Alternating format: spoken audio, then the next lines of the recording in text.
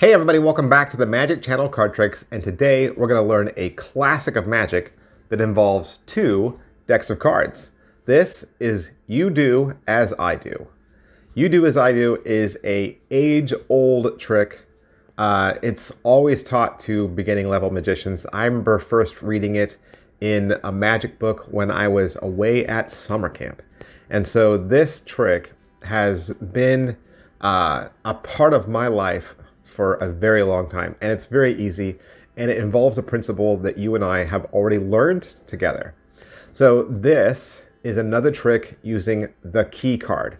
Now, if you want more information, you can always go back through my video catalog and find the video called the key card, and that'll even give you some more tricks. But the only thing you're going to need for this trick is two decks. Now, I always use contrasting colors. Or just, two different decks. It can be two decks of any brand or color, but just make them different, okay? So for this, we're going to use a red and a blue, okay? And you'll bring them both out, and you can let the spectator pick whichever one they want, because it doesn't matter. So let's say they want blue, okay? You'll hand them blue, and they're going to take the cards out of their box. You're going to take the cards out of your box, and you're just going to casually shuffle. They're going to casually shuffle theirs, so that they're satisfied that the cards are shuffled. And you say, to prove that there's no funny business, we'll even trade decks. Okay? That means you shuffled theirs and they shuffled yours. As you're handing your deck off, all you're doing is looking at the bottom card. In my case, it's the Four of Hearts. That's your key card. That is the only thing you need to remember. That's it. And there's lots of ways you can get that glimpse. You could get it while you're shuffling. So you're shuffling and maybe you finish before them, right? Kick it sideways like this and then point and ask and say, are you done? Are you getting close to done? And as I'm doing that, I'm just looking down and noticing that my key card is the Jack of Diamonds, okay?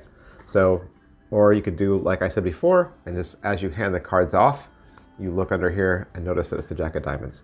And again, that's all you need to remember. You just need to remember whatever card was on the bottom.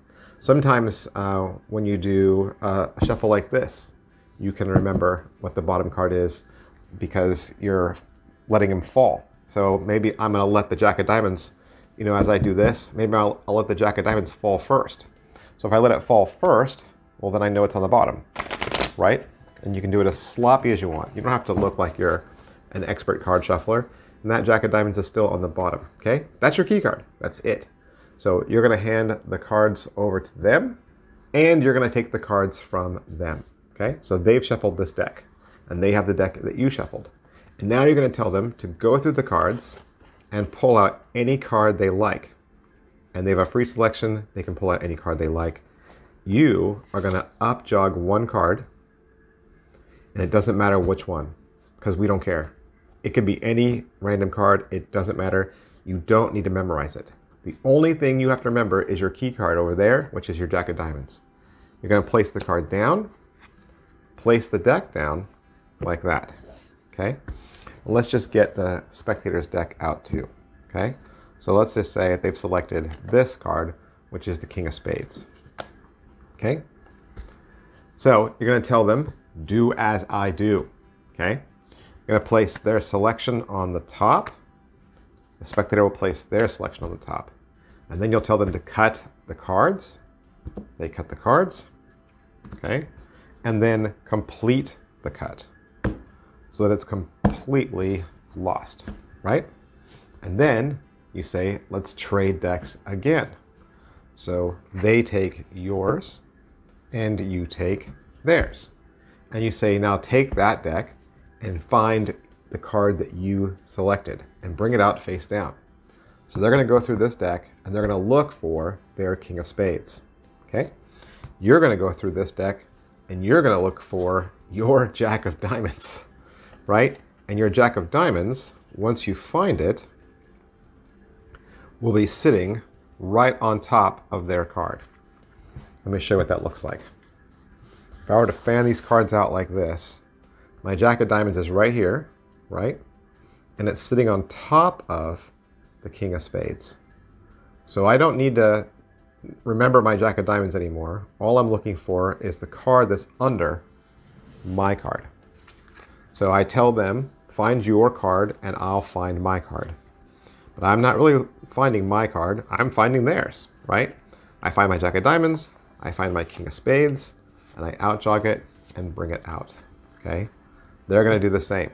They're gonna go through their blue deck, they're gonna look for their card, which was the King of Spades, and they're gonna bring it out. And then you're gonna say, we are back in the same position again that we were before. And then you say, you do as I do. And you pick up your card, they pick up their card, and you flip them together, and they will both be the same card. That is you do as I do. And it's so, so easy. It involves the key card. You only have to remember your key card, and you can do this trick as long as you have 2 decks. Even if you had no cards at all, I bet if you were visiting somebody's house, I bet you they have 2 decks of cards. They don't have to be different. I just like it when they're different so that we remember like, oh, now it's your turn, now it's my turn, right? It just helps with the process, and it looks fair that they have a different color deck. But like I said, let them pick whatever color they want to begin with, have them shuffle, and then trade. Remember your key card. Pull out any random card, put it off to the side, cut it to the middle, trade decks again, then look for your key card and remove their card, and the 2 cards will match. That is you do as I do, and I hope you have a lot of fun with it. Make sure you hit like, subscribe, and follow so that you'll be reminded when the next tutorial comes out, or our monthly contests. We're doing contest giveaways every single month now. And I will see you guys next week. Bye. Hey, have you ever purchased a magic trick that they said was easy or for beginners, and when you opened it up, it was just a bunch of parts and some typed out instructions? Like, how are you supposed to figure out how to do a trick with instructions that are this small and there's just no detail, right? No video, no pictures. You're so disappointed. You wanted to learn how to do this trick, you thought it'd be fun, and then when you got it in the mail, you were sorely disappointed. I want to help you. This channel wants to help you. I have a whole playlist of instructional videos that'll walk you through my personal handling on these tricks plus many more. Now, obviously, you need to own the tricks, right? You need to own the tricks in order to perform them. You won't be able to do any of these tricks unless you actually own them. But another great way to use this channel is as a way to look at tricks that are available on the market and to decide whether those tricks are going to work for you. I purchase all of my tricks from penguinmagic.com. And so if you'd like access to that playlist, if you would like to see kind of behind the scenes and get my personal handling for these tricks plus many more, you can hit the join button down below and subscribe to this channel for only 99 cents a month. And as long as you're a subscriber, you'll have access to those videos plus any new ones I continue to make. Thanks for watching, guys, and I'll see you next week.